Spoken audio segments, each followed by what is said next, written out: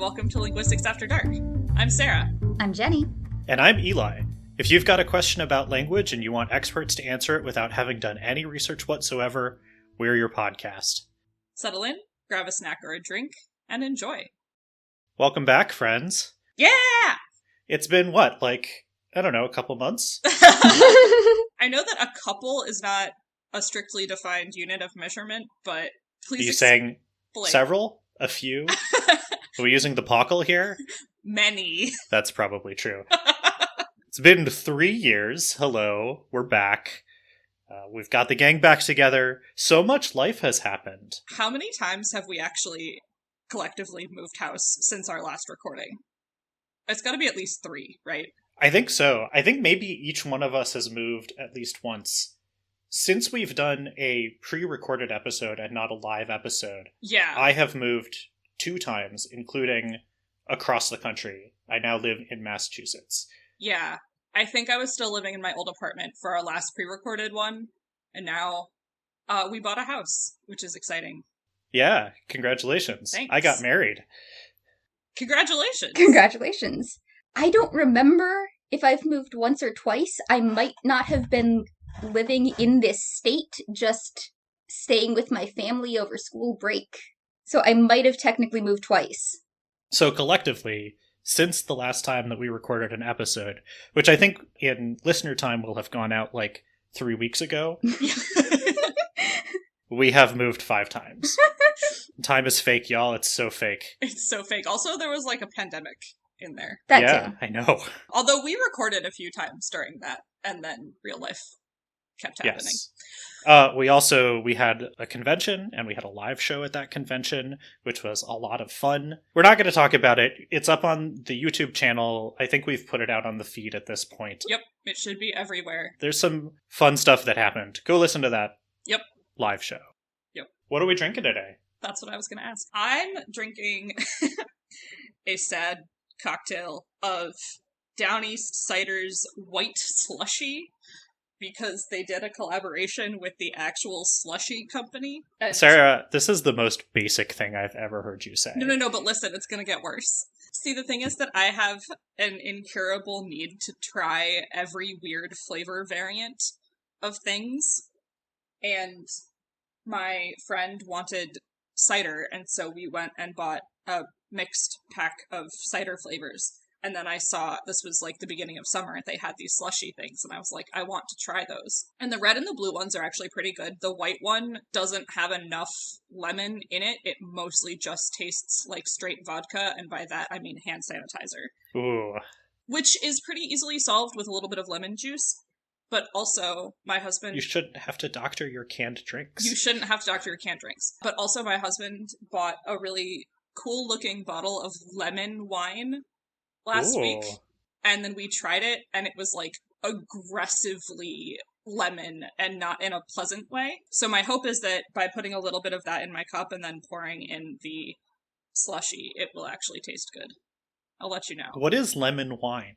Presumably it's not fermented lemon juice. I think it was white wine with lemon in it. Got it. And okay. It almost worked. Yeah, I could see that. Anyway.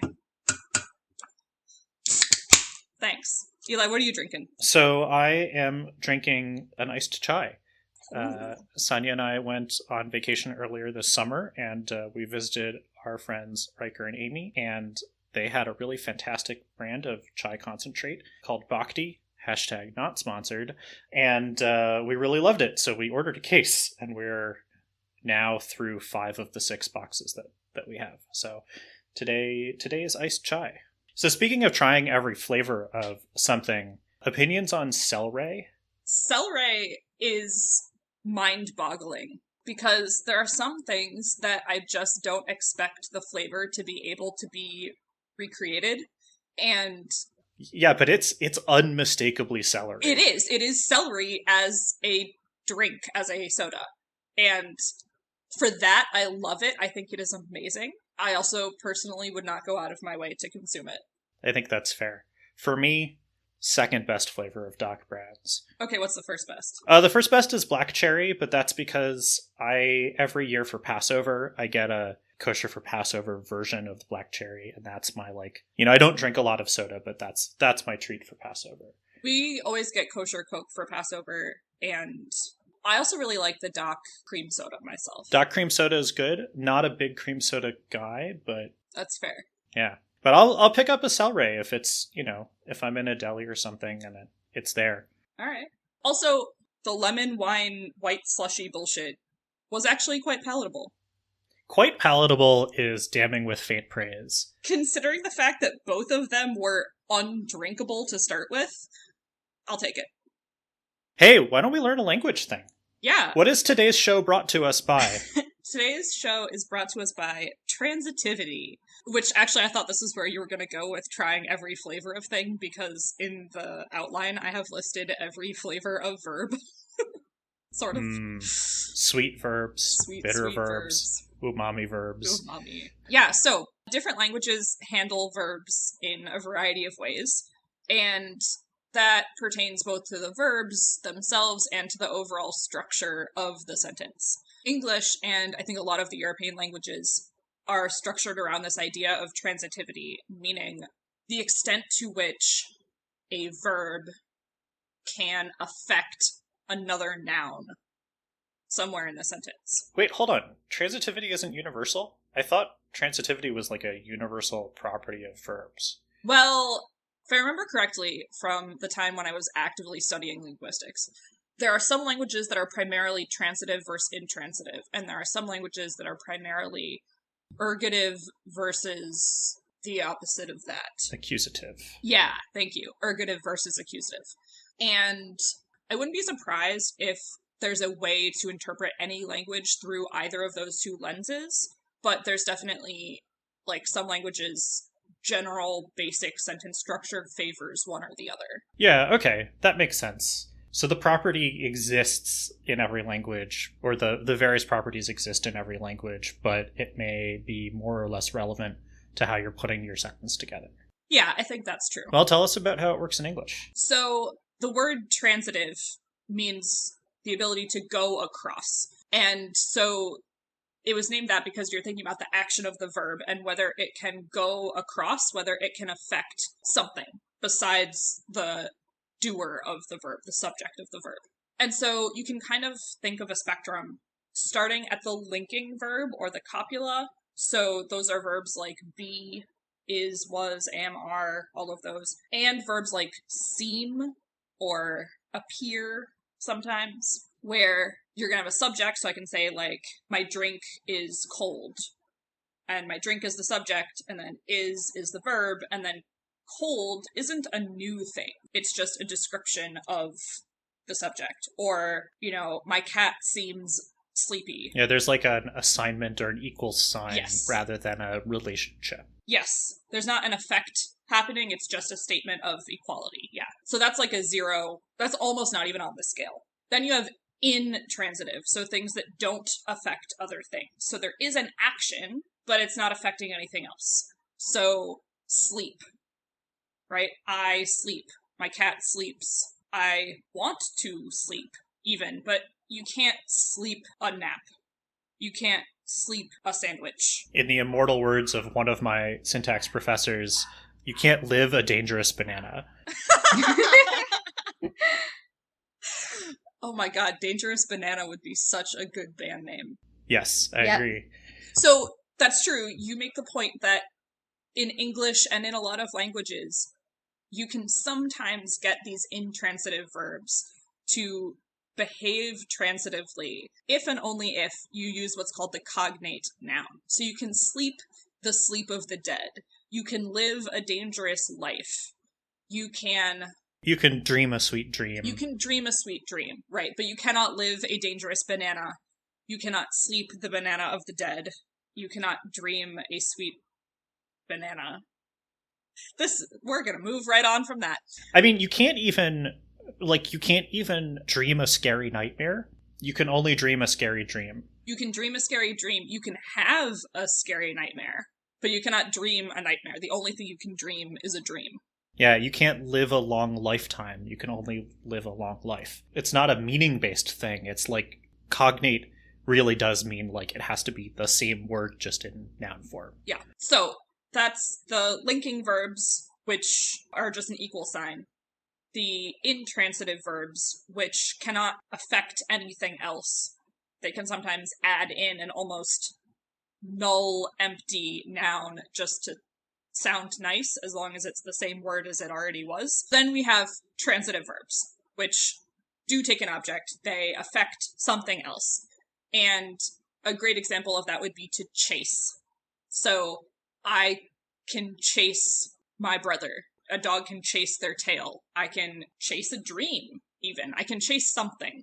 But it doesn't really work to just be like, yeah, yesterday I was chasing. It's important to point out that there are some modifications that you can make that sort of are slang or jargon, but we're sort of sticking to kind of mainline meanings here. Yeah, definitely.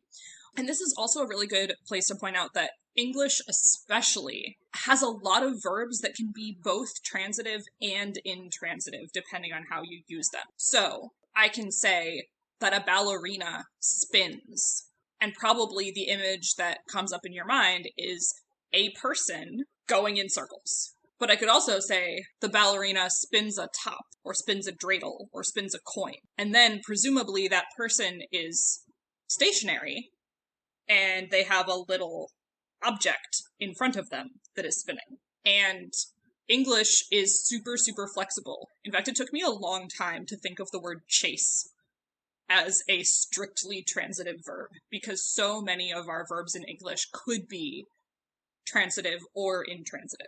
And a lot of the time, those intransitive meanings, like the ballerina spinning themselves, it really does have like this implied reflexive nature, where in other languages, in French, in Spanish, you probably would say they spin themselves. Eli, do you know how to say spin in Spanish? No, I don't. I have a guess, but I'm quite afraid that if I give this as an example, it will turn out to mean something else horrendous. So I'm gonna not. But it is true that English is very, very free to kind of do this. It's called the middle. Is it a middle voice? Middle voice or reflexive verbs. Some languages handle it with so Spanish and French handle it with an actual pronoun. So in both of those languages, you wouldn't say like in English, you can say, I bathe. And I could bathe my infant, or I could just bathe, and the implication is I bathe myself. And in French and Spanish, you have to say, I bathe myself. You have to put that may or that say in there to get yourself into the sentence. In other languages, for instance, ancient Greek, they don't use that reflexive pronoun, but they have a different version of the verb that means to do it to yourself. And so in Greek, you can remind someone in the active voice, and then you can remind in the middle voice, and that means to remember. Yeah, Japanese has the same thing, and it's really hell to learn, actually, because you get these pairs of verbs where one of them is transitive and one of them is intransitive, and they usually differ by a single vowel. It's weird. It's almost like ablaut in Japanese. It is not actually ablaut in Japanese, but it is this sort of vowel grading thing that you get these similarities between transitive and intransitive, and it's not systematic.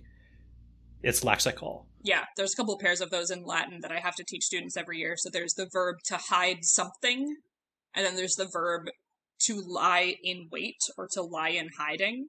And then there's the verb to burn, as in like a candle is burning, to be on fire. And then the verb like to burn something, to set something on fire. And it turns out that like 911, help, someone is burning, is like... That's a very different call than my house is burning. Right, like are we sending an ambulance or a fire truck? And is this a criminal or a medical emergency? Like, that's... Can we have a quick sidebar about the vocabulary that comes up in Latin classes versus in sort of all other foreign languages that you might... I feel like it's both more interesting and also it's always a little more ominous. Yeah, I think the fire bit came up because Oh god, I don't even remember. Somebody was hiding in a warehouse, and then they knocked over a candle, and then it caught fire. Yeah, like you do. Well, like you do. Cool. So we got like intransitive verbs and transitive verbs. Yep. That's it, right? Not quite. So then we have, in English and other languages, we have what's called ditransitive verbs. So these are the verbs that can have more than one object. Die is in two, not die is in first year Latin vocabulary. Yeah, I was going to say, we're right back in the Latin books. Yes, die as in two, not as in first year Latin vocabulary. That's correct. So if you give someone something, if I give a mouse a cookie, right? I'm the subject, the mouse is one object, the cookie is the second object.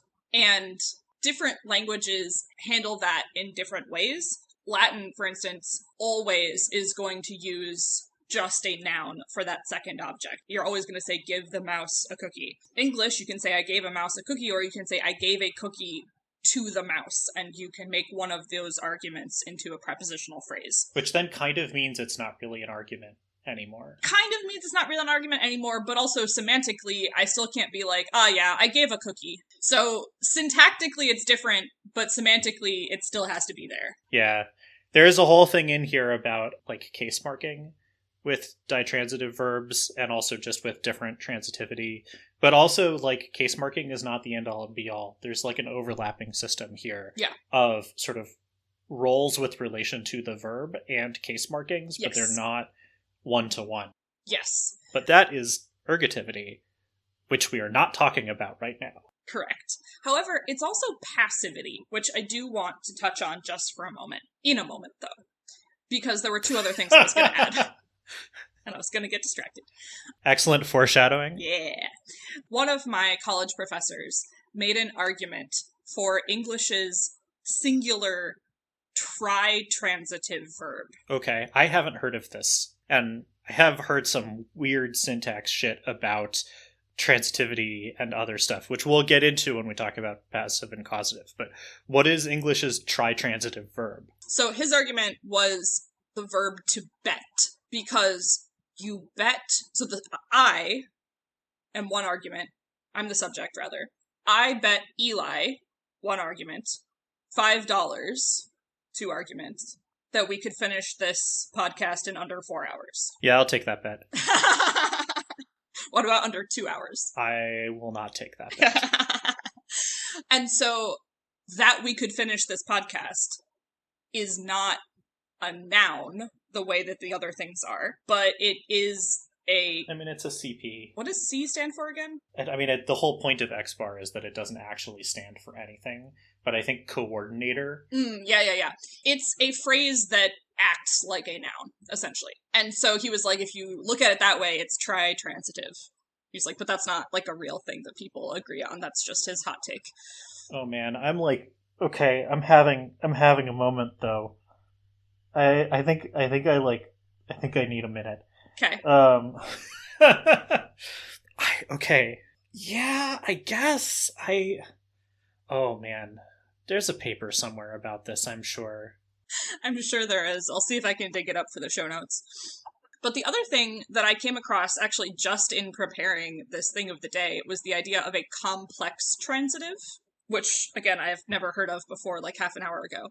But this is sort of when you take a transitive verb and a linking verb and smush them up together. So I could say that my cat seems sleepy, or, my cat seems to be a bully. But then I could make myself the subject of the sentence, and I could say, I consider my cat to be a bully. So it's like, I consider my cat, that's just a straight up transitive verb, but I consider them something. I mean, that seems ditransitive to me, though.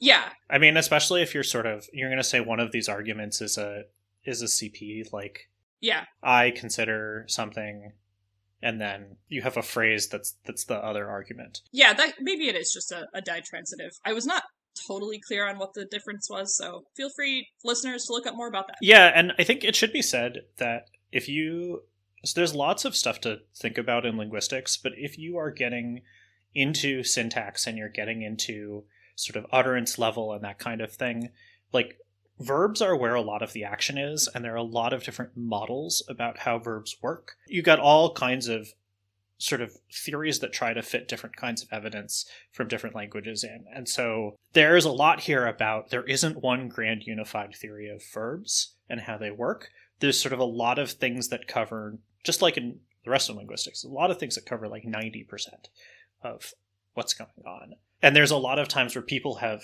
looked at a phenomenon and given it a different name than somebody else who's looked at a phenomenon. That's true. So I think like this makes sense, and you know, get these conversations like Sarah and I are having, where is that complexly transitive? Is this some kind of construction that is different, or is this, you know, a sort of something that is more normally attested and it's not anything special? The causative has some interesting properties and has been used in a lot of, well, the causative and the passive have been used in a bunch of different linguistic theories to model a bunch of stuff. I took a seminar when I was in undergrad where my professor was building an argument of sort of verbs having an inner structure in terms of things like the verb kill having an inner structure that was cause to die, and that there are a bunch of verbs that sort of are intrinsically causative forms of another verb. And I think in English that doesn't make a lot of sense because those are clearly sort of two distinct verbs and they have different etymologies and that kind of thing. But in languages where they are much more closely related, where the sort of transitive, intransitive forms of the verb are much more closely related, it is a theory that at least has some legs. I have to say personally I don't buy it, but I see where it's coming from, and I wouldn't be surprised if it, you know, I don't buy it universally, I think is what I'm saying. Yeah. So then the last thing that I wanted to say was about the passive voice and the case marking and all of that. I am ready to be told about the passive by you. Well played. So all of the examples I've given so far have been active. Either that someone is something or someone does something, possibly to other people or things. And the passive is when someone experiences something. Something is done to somebody. So Eli will be told about the passive voice by me. And in English, we do that by taking one of the arguments from a transitive verb and turning it into the subject. And then the subject, who had been the doer of the action, the agent, can be added in after the fact with a by phrase, if we want to. So I could say, Eli will be told about the passive voice by me, or I can just say, Eli will be told about the passive voice, and leave it there. One of the really cool things about English is that we have so many ditransitive verbs that can be made passive with either of the two objects as the subject. So I could say, coffee is given to Eli by Sarah. Or I could say, Eli is given coffee by Sarah. And those are both fine. And that, by the way, is how we know that that's ditransitive. Yes. I mean, it's a test for that. Yes. Because those two arguments should be, or I guess the second and third argument, it's the subject, it's technically an argument, but the second and third argument are equal status in this passive construction. Yep. Now, in Latin, which is always my point of comparison because that's my day job, you cannot do that. You and the entire 19th century. I know. Even if you would consider some of these verbs to be ditransitive, and I have never actually done a Latin syntax study, so who knows what they would actually say, you cannot take those two arguments of equal weight and make either one of them into the subject. It has to be the accusative, it has to be the direct object. So if I was taking the sentence, Sarah gave coffee to Eli, and I wanted to make it passive, coffee has to be the subject. If I say, Eli was given, no matter what the rest of the sentence says in Latin, that would mean that I picked Eli up and gave him to somebody. And one of the kind of iconic Latin verbs that we have a lot of trouble with is to win, because in English, I can win a game. And I can say, the game was won. But the verb... you could win a game and you could win a prize? Is that what you can win a prize? Yeah, you can win a game and you can win a prize. And you can just win intransitively. And the verb that we often use in Latin for this is winco. And intransitively, we translate it as win a lot. But transitively, winko means to defeat. And so when we see it in the passive, students often want to translate it as, like, the game was won, or the Romans were won. And I'm like, okay, but if you say in English the Romans were won, that has unfortunate implications. That doesn't mean that they lost. That means that the claw in the grab machine came down and picked them up. Okay, that's a much less unfortunate implication than I was alluding to. Or that they were prisoners of war, or, you know, all kinds of things. But it doesn't imply that they were ever one of the combatants. It implies that they were strictly the prize. And if that's the story you're telling, then that's fine. But that's not the story that Latin verb is telling. And so we use win so often, and then when we get to the passive, I'm like, all right, you need to set that definition aside and pick one in English that has the right type of transitivity. Pick one in English, O-N-E.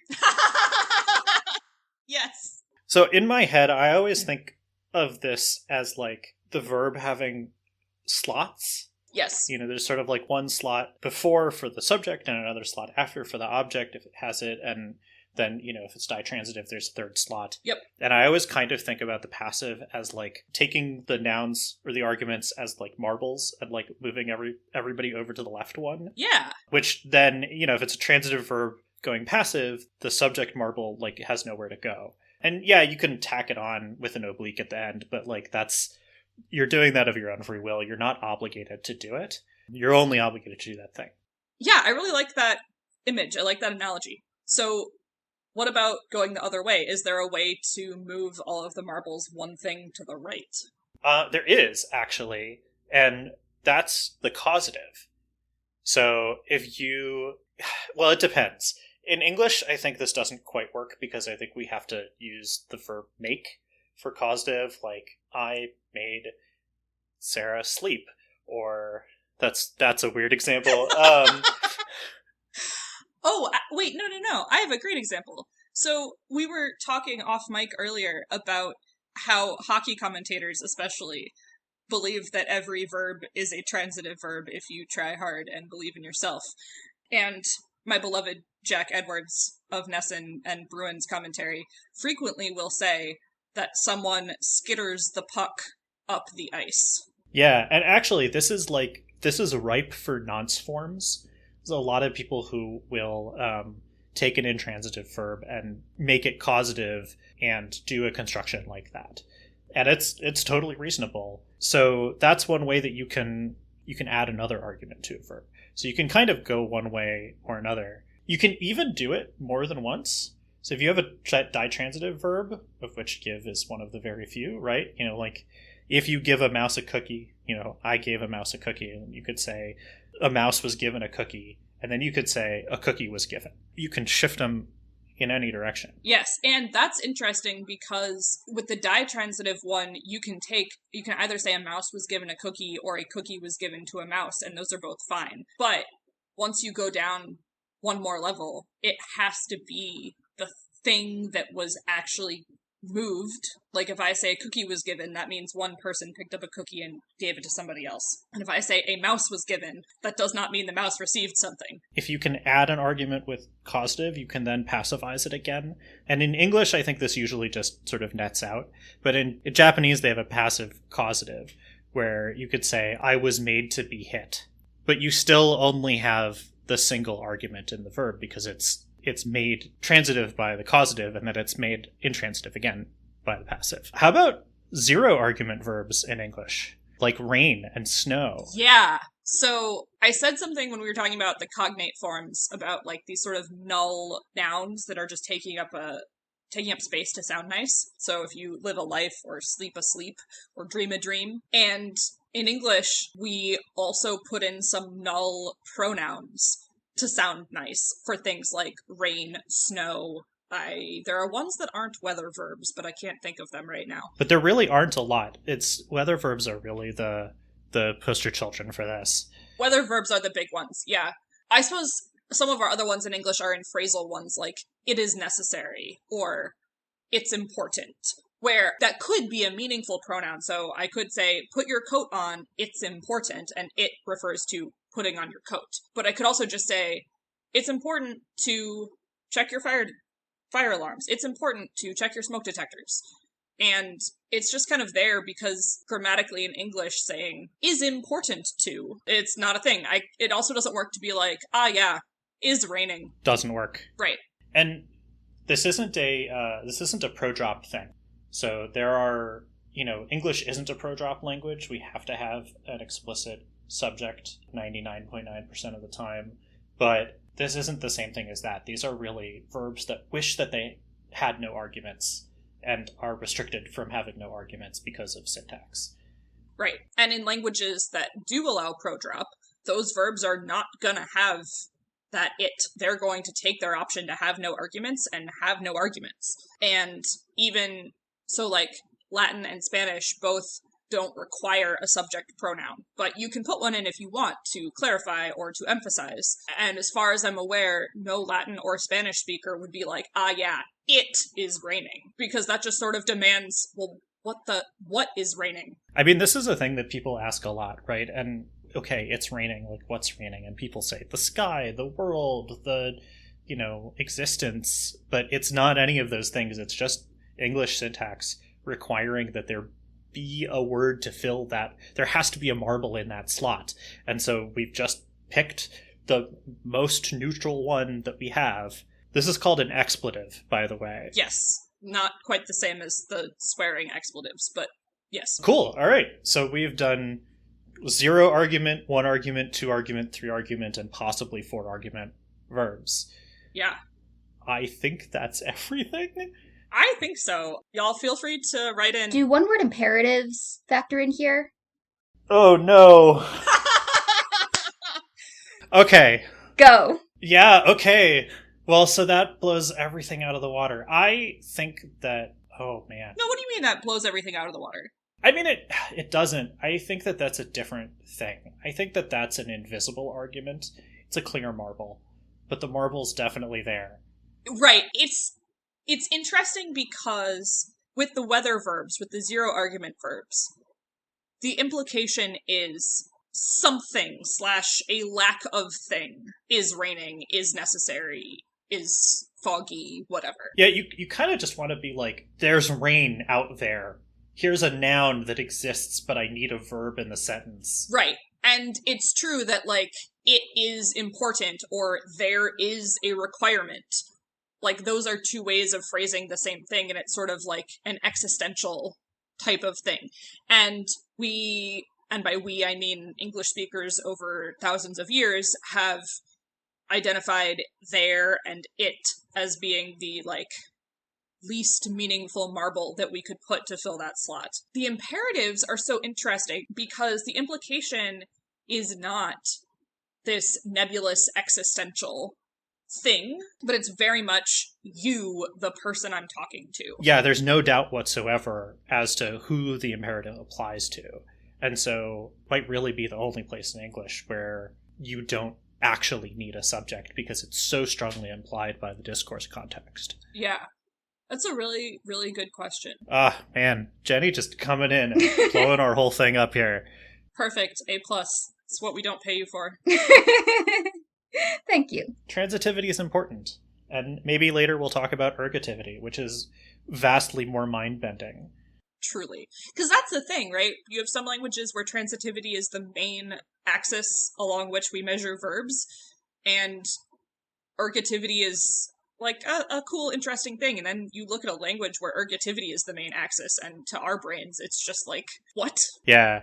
It is a system that you really have to get your mind around, especially if you have really only studied Western languages and actually sort of many of the very popular languages. There's a thing that we really didn't talk about in here, which is about that there are 2 different kinds of intransitive verbs in English that have to do with which argument is missing if you were to turn it into a transitive verb. And we are not going to go into that. It might be time to move on to some real language questions. submitted by real listeners. If you want to send us a question, email it in text to questions@linguisticsafterdark.com, or send us an audio recording of you speaking your question aloud. Audio is especially handy for phonology and accent questions. We have a few accent questions lined up today. There were some that we didn't choose for this episode because it was hard to know what accent in particular you were talking about. So if you have an accent question, send us an audio recording. And I know I said this a few episodes ago, but I will say again, Do you mean 3 years ago? I do mean 3 years ago, but I was listening to them because we were editing them because they're going to go up. Anyway, please also send us your name, either in audio or in IPA, so that we can credit you appropriately. All right, let's dig in. Bex asks via Slack, are accents predictable? That is, there are specific accents people have based on the languages they've learned, and often these have specific enough features to have stereotypes. But would a native speaker of Parisian French have the stereotypical French accent when speaking English, even if they had grown up in a cultural vacuum or learned English from a book? Further, if this is predictable like this, is it sufficient to predict the accent of a native speaker of Quenya or Lojban might have when they were learning English for the first time? That is such a fascinating question. Also, I must admit my ignorance. What is Lojban from? So Lojban is a conlang. It is one of the earliest modern conlangs that was like, language is very messy, let's make everything logical. I think the lodge in Lojban is actually supposed to be logic, and I would expect the ban has something to do with language or tongue or something like that. It is one of these things where people said, like, oh, if we only just made language super logical and then everyone could learn the same language and then world peace. Esperanto, but not Esperanto. Yeah, with no, like, Esperanto, but with no, like, deep European roots. Cool. This is a great question, and it reminds me of one of the job prospects that they taught us about when we were in undergrad.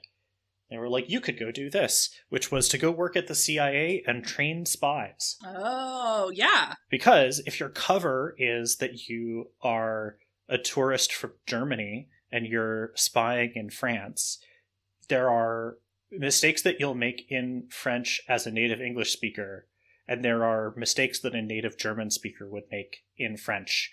And you want to learn to not make the English mistakes and to make the German mistakes.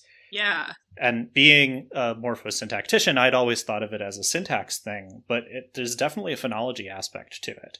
Absolutely. So the basic answer to all of this is, well, I don't quite understand what Bex means by a cultural vacuum, because if a native Parisian speaker learned French, even in a vacuum, they would still know French.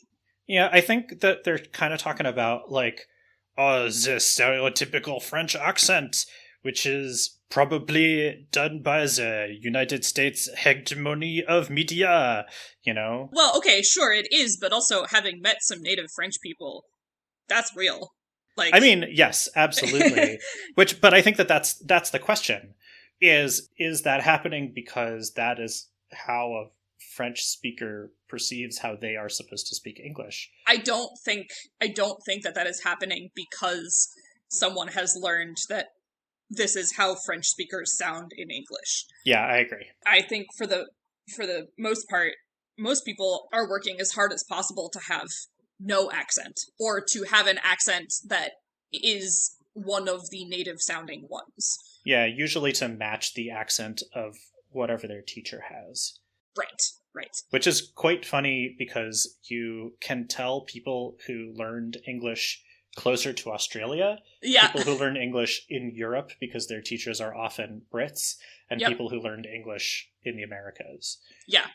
So, yes, I think if they had learned English from a book, or they had never heard or even if they had, like, experienced how French, quote-unquote, sounds in English, or rather how French speakers speak English, I think that accent would happen in the same way anyway. And I do think if there were enough evidence, like if I knew enough about Quenya, that I could predict what types of mistakes a native Quenya speaker would make in English. Absolutely. I mean, so it comes down to phonemic inventory, right? Yep. So every language has a set of phonemes that it has chosen. These are my phonemes that we are going to use. And those are not, there are overlaps, but there's a Venn diagram from language to language. I think one of the most notorious ones is English has theta and eth, which are th and th, the voiced, unvoiced pair. And that sound is why you get the French accent with the Z. Well, but also you get that in a lot of people who are trying to learn English, because theta and eth are actually two of the rarest sounds across the world. There are not a lot of languages that actually use those phonemes, and it just so happens that one of the modern lingui franca, I don't know, uses these two rare sounds. And so every language that doesn't have them has to figure out, am I using a T and a D? Am I using an S and a Z? Like, am I doing something else? Although I think TD and SZ are two of the most common substitutions. And you can actually hear that in some dialects of English that don't have that sound and instead substitute a T and a D. Yes, You know, actually that the other ting ones, dare. that ting dare, but also F and V. I feel like I was going to make this joke at some point during the 2022 convention, and I don't know that it actually happened, so I'm going to do it now. So a couple years ago, I was listening to an audiobook of Redwall, which is a children's story that takes place in Britain somewhere, and all of the characters are animals. And one of the characters' name is spelled like it is a portmanteau of the word cheese, like rats and mice like to eat, and a thief, like a robber. But in that character's dialect, they did not pronounce the TH at the beginning of thief. They pronounced it like a T. And so the narrator kept calling him cheese teeth. And I misinterpreted cheese teeth as not a T for the TH, but an F for the TH at the end. And so I was like, oh, cheese teeth. Was the Sure. character like a rat or a mouse or Yes. something? I think so, yeah. A rat. Yeah, well, that makes total sense either way. Right, so I was like, oh yeah, cheese teeth. And then I wrote his name in writing, because I've been listening to this audiobook the whole time, right? So I texted Jenny, who had told me to listen to this, and I referenced cheese teeth. And she just lost it, because she was like, no, that's not his name. I completely forgot that happened. It was so funny. And anyway, so yes, I think you're right that TD and SZ are the most common No, you're right. alternatives. FV also. But FV is totally up there, and it's not just non-native speakers, it is some native dialects that have just made that shift. And so French has, like most French speakers, when they try to replicate the TH sounds, they come up with S and Z, whereas most German speakers, I think, come up with T and D. And so yeah, if your cover is that you're German, but you say, these are the things that I want, like, that's not believable. Yeah. I think the other part of this is that those substitutions are usually systematic. So, I mean, it's dependent on dialect and it's dependent on, a bunch of other stuff, but they are systematic enough that, yeah, you could do this prediction. I think a way that you can see that here is in Japanese, where if you gave me an English word, I can tell you how a Japanese speaker would try to say that word. Sure. And it's systematic enough that I could be quite confident. And, there's always a little bit of shift. There's always a little bit at the edges. But I think that, maybe we wouldn't be able to do it 100% because, say, Quenya has both SZ and TD. And so maybe we wouldn't be able to... We'd have to make an assumption about which one they would pick. But we would absolutely be able to say, here's where there is no overlap in the phonemic inventory, and so something would have to go in there. We've been talking about consonants, but this happens all the time in vowels, because English is vowels Georg and has 100,000 vowels, all of which are fake anyway, and a lot of other much better behaved languages have like 5 or 8 or 3 or some sort of, manageable number. Exactly. And so you have to have all 5 of those vowels work for all, probably 20 vowels in English. And so they get mapped onto all of these vowels. Yeah. Or, they get mapped on in weird ways, or they get pronounced as more syllables than the English word actually has, so that they can try to account. Get each of the diphthong vowels or something like that. Yeah. One of the things that I've said to my students very often is when I coach them on their pronunciation of Latin, and inevitably there's a kid every year who says, who are we even going to talk to? Like, my accent doesn't matter. And that's true. You're absolutely correct. And you're going to talk to me. We are going to be in this room for the next 9 months, and we have to agree that when I say a word out loud and say, find on the page where it says quai, that you are actually finding the same word I'm asking you to look for. Or that when you say to me, Magistra, what does sella mean? That we know whether the word you're starting with starts with an S or a C, because those are different words. And so even if the accent, if I'm coaching you into an accent, and even if that isn't precisely what an ancient Roman would have sounded like, we have to agree on what the American English accent of Latin is, so that we can communicate. So you once invited me to a certamen. Yes. Over Discord, which was an interesting experience. But one of the things that I learned happens at a certamen is that the host or the question reader, certamen, by the way, is just Quiz Bowl, but for people who are so nerdy, it's going to be in Latin. More or less. The question reader starts every round off by reading a specific sentence so that everyone in the room knows what accent they are trying to listen to. Yes. And I understand that some of it is for consonants, but a lot of it is for vowel pronunciation. Absolutely. And in fact, they edited that passage a few years ago. I don't know if this was before or after you came. I think it had happened right before, because it was like big news and everybody was adjusting to the new passage. And all they did, they added one word, but the original passage had every phoneme, except it didn't have any words that started with the letter H. And at different periods in Roman history, H would have been pronounced or not pronounced at the start of words, which you can tell because in different authors, those words are spelled with or without an H. And a lot of Latin teachers, frankly, will pronounce the H at the start of every word, except sometimes they will leave it off on words that have that same silent H in English.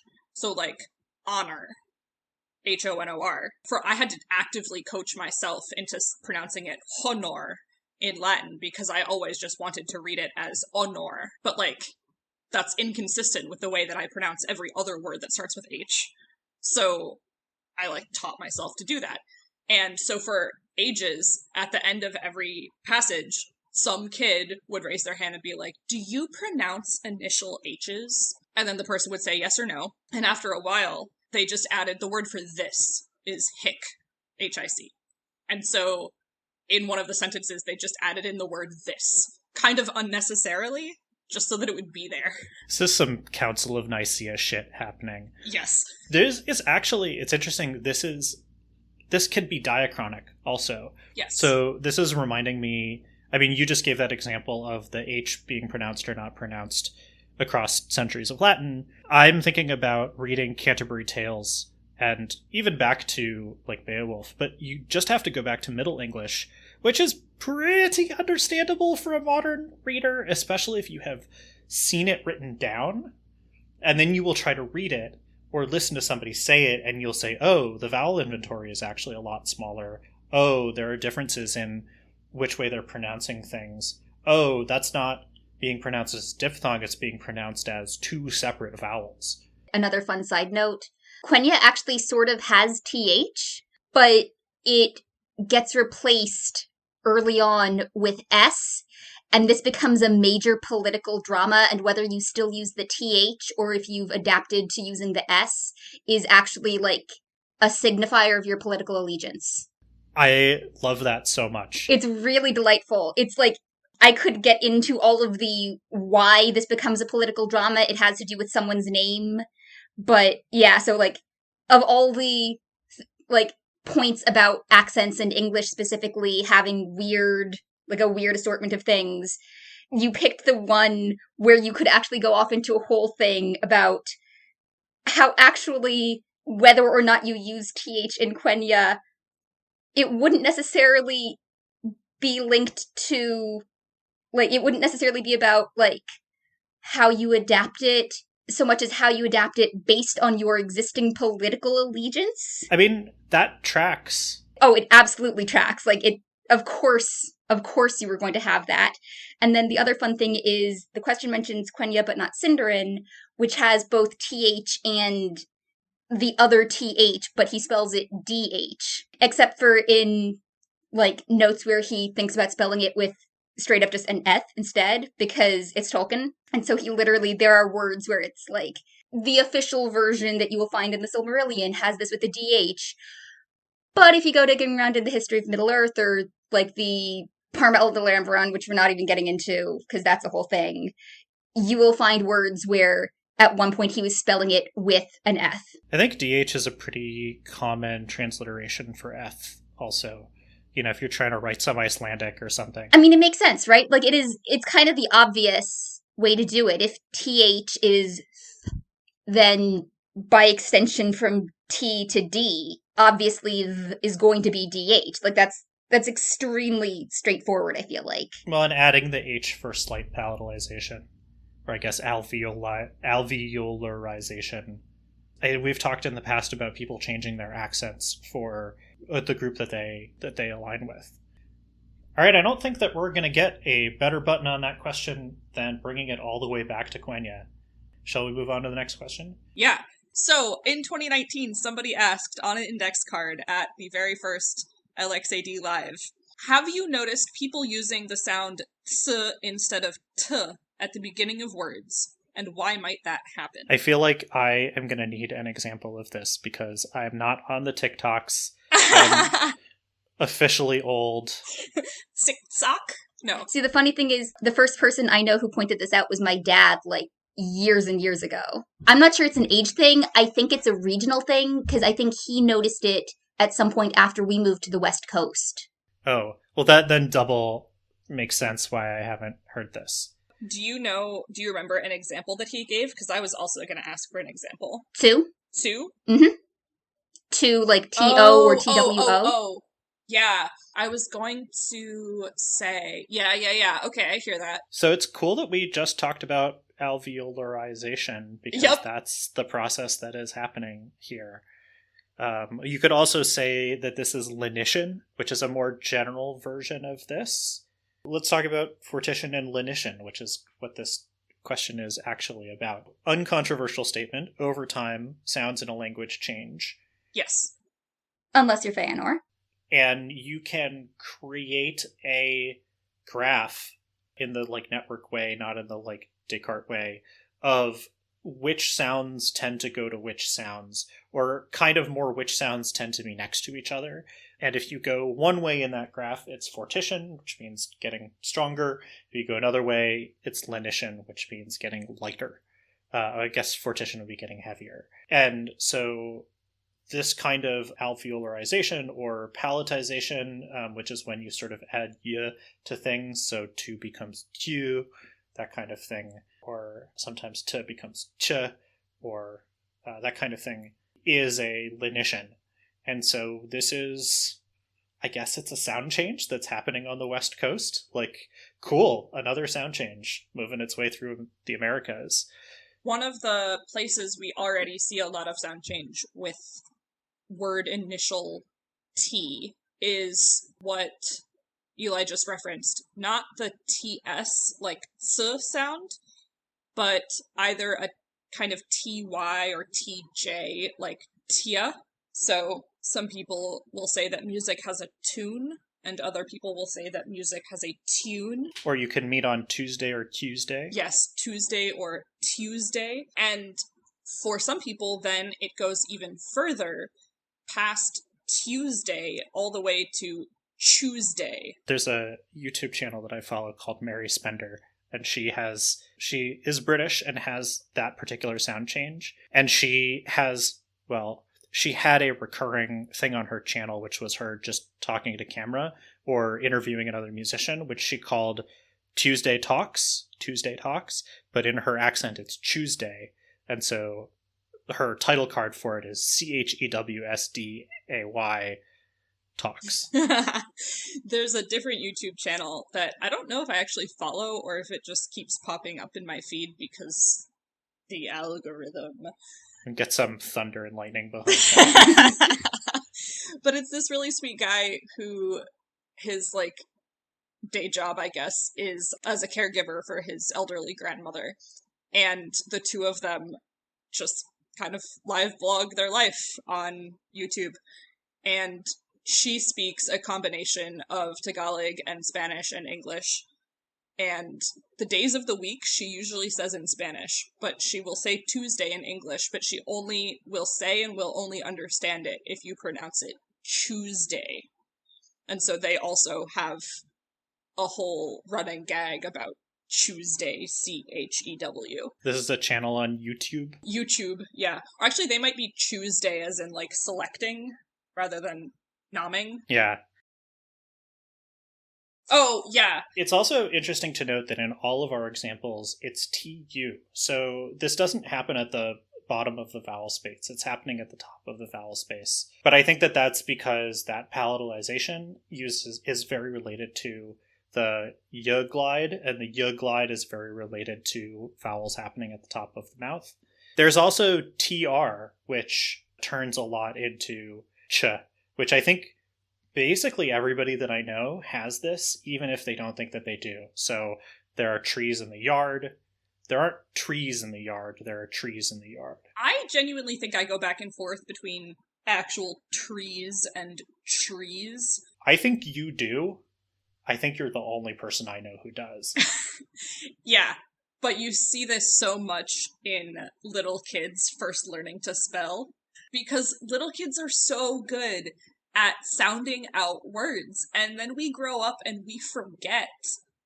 And we learn what those underlying phonemes are, and we stop thinking about what they actually are realized as. But little kids sound stuff out, and they will write you a story about a guy who drives a truck. CHRUK. Which is how that word is said. Which is how that word is said. It's so good. Yeah, and then those little kids forget that, and then they grow up, and then they go to undergrad, and they go to phonology class, and then you have to learn it all over again. So you sit there in a minor existential crisis as you unlearn listening to your underlying representation and listening to your surface representation. I just found the graphic of the little kid spelling triangle as CHRIEGO. Triago. Triago. It's perfect. It is perfect. It even has the little kind of snot-nosed little kid thing happening. Yes. With the taking the L out. Yeah, because L's are hard, man. L's are hard, especially syllabic L. Yeah. We have a conference at work coming up where we have a whole bunch of people giving talks, and one of the things that was requested is, please tell us how to pronounce your name so that we say it correctly when we introduce you. And one of my coworkers has a name with a syllabic L in it, and they pinged me on the side, and they were like, it's been a while since I've used IPA. I'm pretty sure that this is right. And I was like, yes, that does sound right. Also, this is advanced IPA. It's got a syllabic L. You've got, the correct vowels in there. And the hosts of this conference are not linguists. They're not going to know how to read this. And he was like, yeah, I was going back and forth between, do I write it out in the way that they'll look at it and understand it, or do I write it out correctly? Both. Eli said something a minute ago about the high vowels and getting Tuesday and Tuesday, and I think, Jenny, you said the example that your dad had given was Sue. Talk would be another. Talk, yeah. So, to the part of the question that was, why might that happen? I am going to say it's happening because of those high vowels. Often, talk. Talk is interesting because talk to me sounds like a very specific New York Jewish accent. Talk as in, like, I'm gonna give a talk? Well, I'm going to talk to you right now. Yeah. Okay, so I think we actually do have two different things going on here. So there's the high vowel thing, which gives us potentially two, but also tew, Tuesday, Tuesday, truck, triangle. Either the high vowel or the R thing. Because T plays interestingly with those sounds. But Eli, you're right, like, we're gonna have a talk in a kind of, like, New York... It's a very Fran Drescher, the nanny kind of a thing. Come here, I want to talk to you. Yeah, I want to talk to you. Who are you talking to? Yeah, that's not a vowel thing, but I don't know why that would be, other than a general lenition thing where moving from a stop to an affricate like ts tends to happen over time, and certain dialects may have begun that process. Yeah, you've got an articulation type thing here. So if it's happening with all vowels, then it seems like it may just be language changing and people deciding to say that sound in a little bit of a different way. Yeah, and the question asker did point out it's at the beginning of words, and it's not surprising that it would happen in that certain context, as it is the quote-unquote standard American pronunciation of the phoneme t at the beginning of words tends to be aspirated, and in the middle of words tends to not be aspirated, and at the end of words tends to be sometimes even clipped, let alone unaspirated, just like not even fully pronounced. And so I could see how t, with that aspirated extra air coming behind it, could starts to make it more of a fricative. Starts to make it sound a little more fricative, a little more affricate, and for some people hearing the t, their brain hears that and says, well, what's the closest sound I know how to say, and comes to ts, or that some people t, and they just hit an S in there and they start to keep it. Another place where I've seen that particular sound change is in Latin, and over the development of the pronunciation of Latin and into Italian, and then further into English. Words that end in T-I-O-N in classical Latin would be pronounced, so if we took lenition, for example, in classical Latin that would be pronounced lenitio, or lenitiones, or whatever. It would have a very pronounced T-I-O, Tio. However, in later Latin, and in the way that Latin is pronounced now in Europe, it would be pronounced lenitio, with a t in there. That's also in ecclesiastical Latin, which is the kind of Latin that most of the kids I knew learned growing up because we were all a bunch of Catholics. So you still learn ecclesiastical Latin, and it has the C. Yes. And my husband, who is not Catholic, studied for a long time with a professor from Germany who pronounced it that way, and my husband picked that up without even noticing, and now it drives a lot of his coworkers crazy, because he's like, oh yeah, lenitio, and they're like, you're not German, stop it. He's like, but I like it, no. And then that softens even further with the English loanword. Yes. Lenition. Yes. And so all of those TIOs started out as TO, and then CO, and then sh. Yeah, you even lose the vowel in there. Yes. Or it changes. Yeah. The O softens or moves from O to but the I changes from being a vowel to just being the glide that's in the fricative. And again, you've got that high vowel glide situation happening. Yep.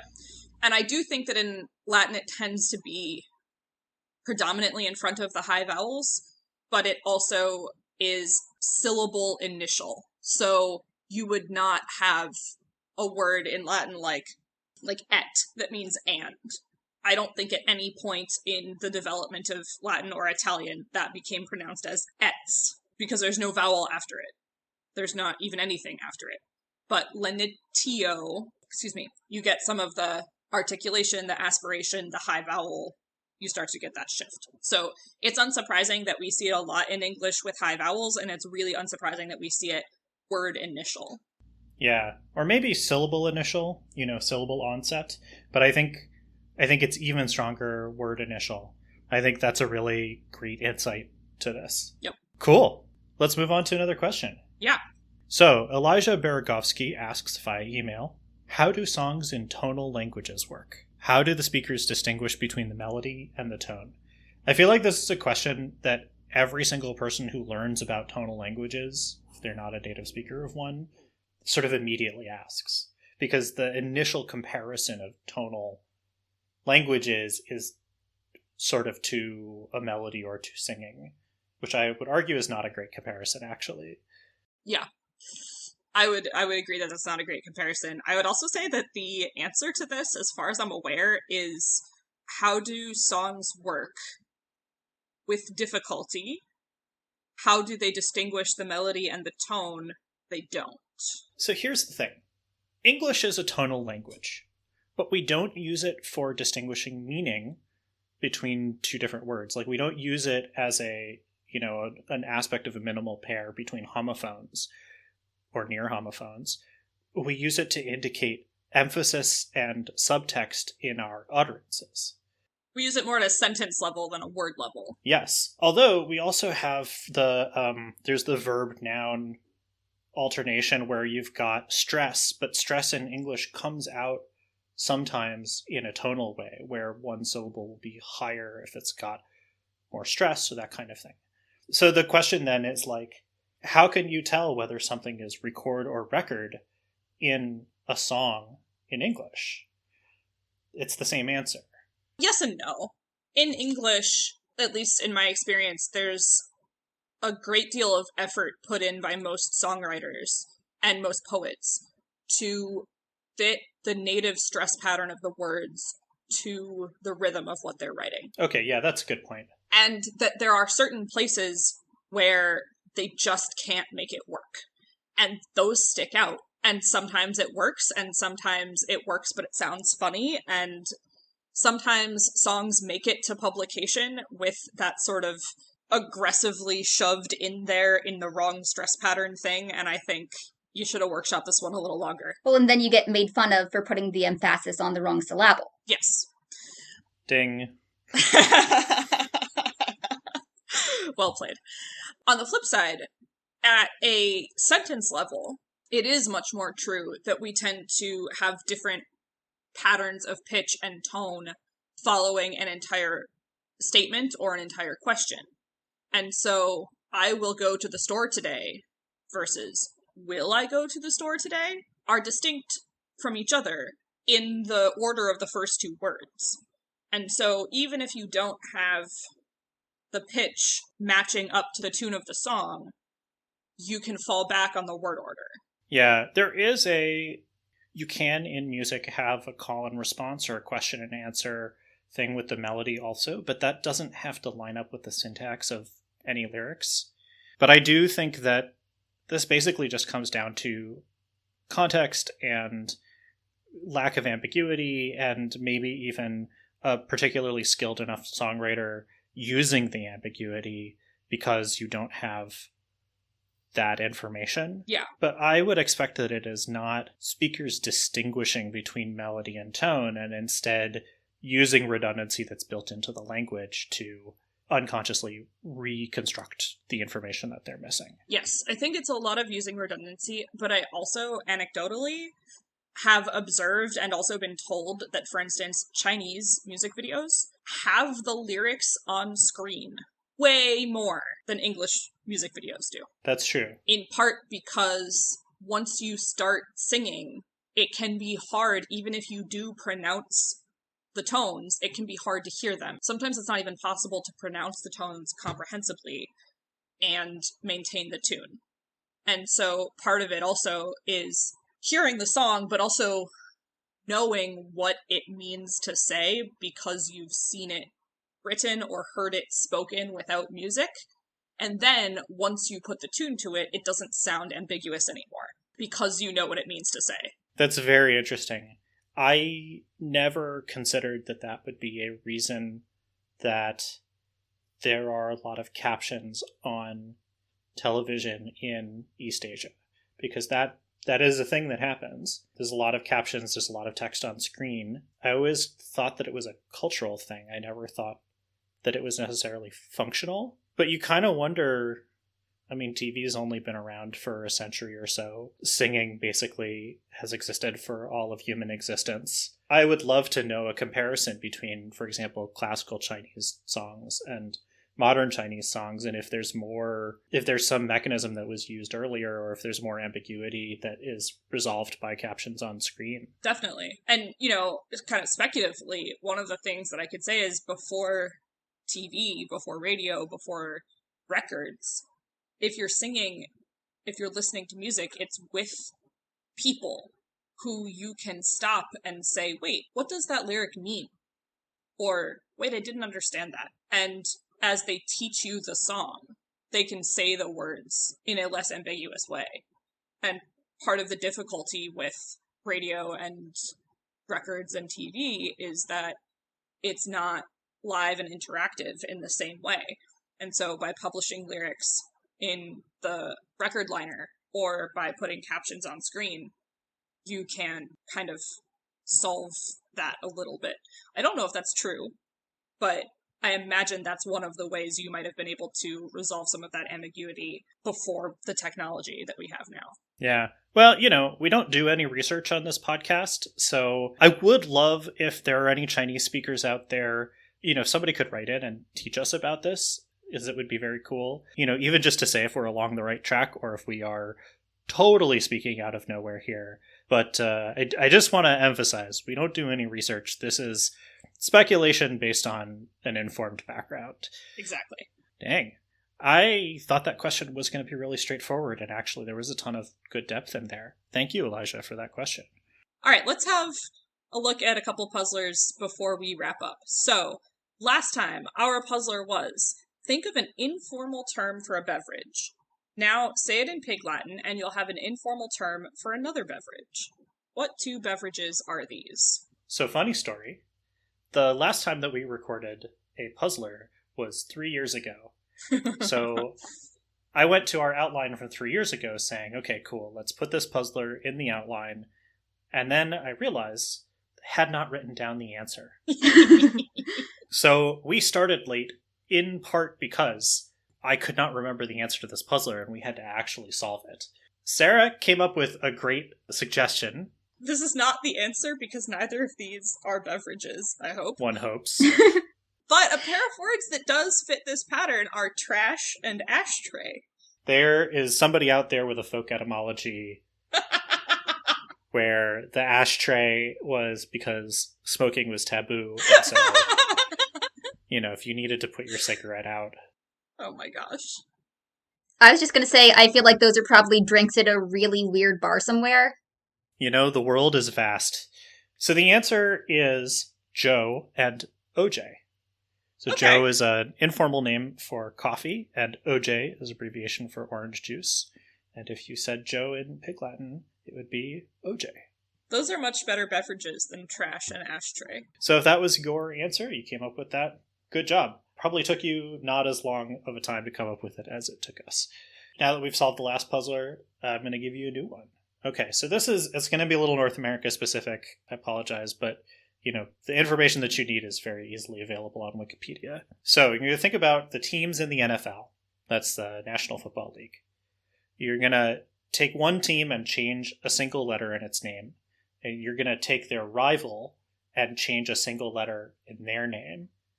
Those two words are synonyms, and they will be synonyms of a third NFL team, which happens to be in the other conference.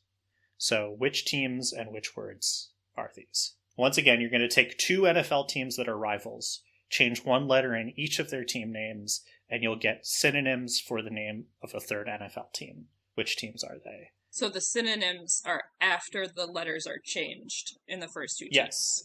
Okay. We'll have that answer on the next episode of Linguistics After Dark. All right, that's it for this episode.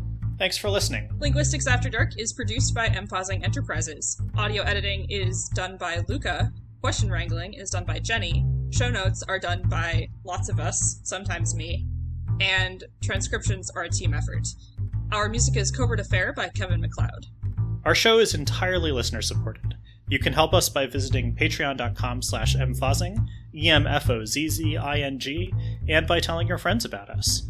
Ratings on iTunes and other podcast services help as well. Yeah, and it turns out that Spotify recently introduced the ability to rate podcasts. So if you're listening on Spotify, throw us a rating. That would be great. Every episode, we also love to thank our patrons and reviewers. Today, we would love to say thank you to these awesome patrons: Ralph, Callie, Oseas, Bex, and Dre. We also want to thank Lingshits and Charlie B for reaching out to us on Instagram, and Duskamu and Jenny Sock for leaving us reviews on iTunes.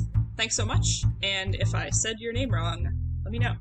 Find all our episodes and show notes online at linguisticsafterdark.com or on all your favorite podcast directories. And I will say our live shows have video on our YouTube channel, which is also Linguistics After Dark. And send those questions, text or audio, to questions@linguisticsafterdark.com. Or you can X them to us at LXAD Podcast. Not sure how much longer we're going to be on the service formerly known as Twitter. You can follow us on Facebook and Instagram, also at LXAD Podcast. By the time this comes out, it's possible we'll have like a Blue Sky and Mastodon and all of that stuff too. Ideally, on whatever service you use, if we exist, we will be LXAD Podcast. And until next time, if you weren't consciously aware of your tongue in your mouth, now you are.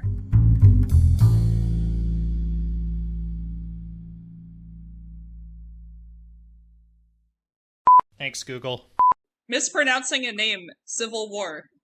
We've saved the spirit of the index cards. The noumena of the cards lives on. The lemon wine white slushy bullshit was actually quite palatable. Quite palatable is damning with faint praise.